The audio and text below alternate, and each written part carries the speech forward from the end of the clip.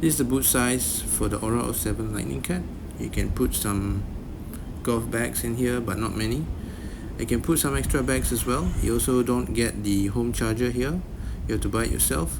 This is the base model in Malaysia with the long range variant. If you fold the back seats, you have extra space. You have to wait kan? And extra space. I mean, a lot of extra space. It's a beautiful car. And also the length from the top there until the bottom here is around 70 inches. So if you're going to go to IKEA and you're going to buy a Billy bookcase to fit at the back here, it will fit. And also fit along LCD TV, big stuff like that, but not too big. The opening at the back here is around 30 centimeters tall, so you only have around 30 centimeters. And yeah, you can still fit a lot of stuff for this beautiful car. And here I took a photo of it. So yeah, hope this helps. Thank you for watching.